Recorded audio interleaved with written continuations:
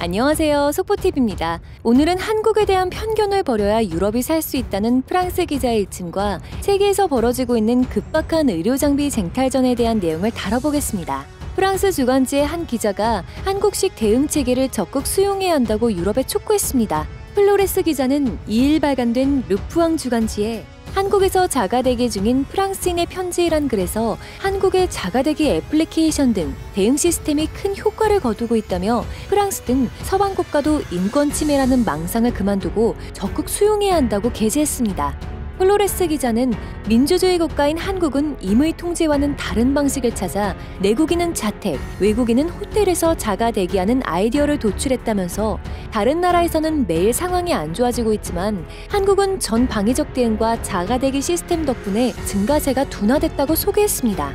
특히 한국식 통제 방식이 민주주의와 인권을 침해한다는 일부 서방 국가들의 시각을 망상이라며 강도 높게 비판했습니다.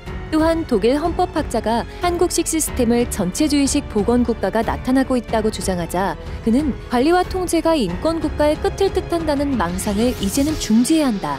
공공보건을 위해 통제돼 개인을 관리하는 것은 전체주의의 길이 아니다며 반박했습니다. 사태 초기에 대다수의 사람을 통제하는 데 주저한 프랑스 등 서방 국가들이 결국 전국민 이동 제한과 국경 봉쇄, 상점 영업 금지 등 대책 없는 일시적인 조처를 하게 됐다며 유럽이 한국을 바라보는 그릇된 시선을 당장 바꿔야 한다고 덧붙였습니다. 이어 한국의 대응 방식은 어떠한 전체주의와도 전혀 관계가 없으며 인권, 사생활, 이동권을 제한하지 않는다.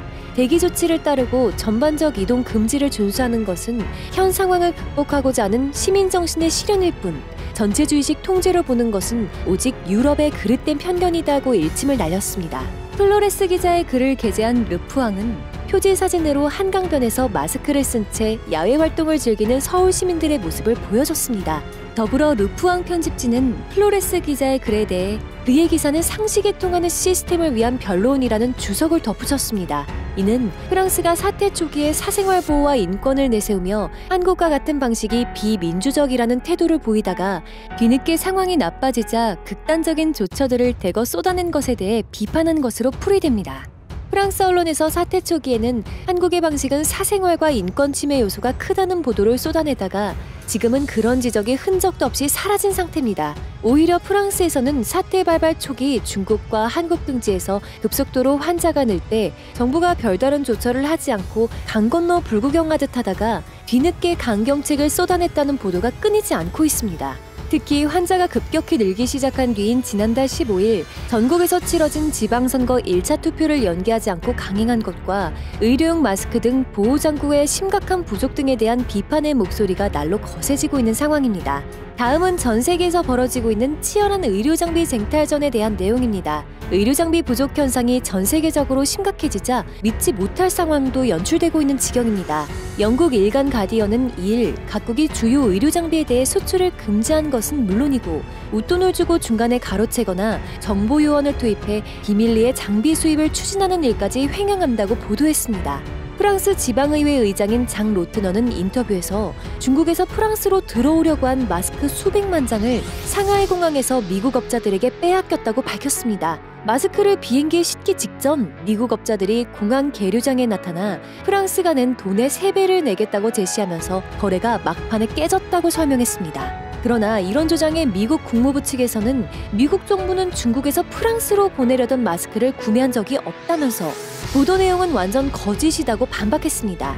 이러한 부인에도 불구하고 주변국들은 미국을 주시하고 있습니다.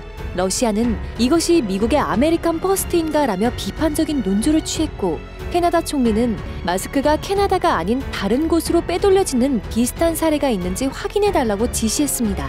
이어 캐나다가 목적지인 장비는 무조건 캐나다로 들어와 캐나다 안에 있도록 해야 한다며 목소리를 높였습니다. 다른 국가들 또한 의료장비 확보에 비상이 걸린 상태로 나아가 식량까지 전력물자로 취급해 수출을 막은 상태입니다. 브라질 보건장관은 1일 기자회견에서 미국은 오늘 가장 큰 화물기 23대를 중국에 보내 그들이 확보한 물자를 실어갔다면서 의료장비를 두고 세계 무대에서 벌어지는 각축전 양상을 설명하고 중국으로부터 보호장구를 들여오려던 브라질의 시도는 실패했다고 언급했습니다. 또 프랑스, 독일, 러시아 등 여러 국가가 의료장비 수출을 금지한 가운데 터키는 한 발 더 나아가 이미 수출 계약이 끝난 보호장비의 수출까지 가로막았습니다. 벨기에 일간지에 따르면 벨기에와 이탈리아는 터키와 마스크 수출 계약을 체결해놓고도 터키 정부의 수출 금지가 취해져 벨기에는 마스크를 받지 못했고 이탈리아는 총리가 직접 터키 대통령과 통화하고 나서야 주문 물량을 받았다고 보도했습니다. 이 와중에 이스라엘은 정보기관인 모사드가 나서 스파이전을 방불케 하는 과정 끝에 검사 장비 수십만 개를 이스라엘과의 거래 사실이 알려지길 원치 않는 적국에서 수입해왔습니다. 한편 일부 국가 정부는 의료 장비 외에 식료품 확보에도 치열한 경쟁을 벌이고 있습니다. 최대 밀가루 생산국인 카자흐스탄은 밀가루 수출을 금지했고 또한 세계 3대 쌀 생산국인 베트남도 쌀 수출을 금지했습니다. 이상 속보TV였습니다. 감사합니다. 구독과 좋아요, 알람 설정은 저에게 큰 힘이 됩니다.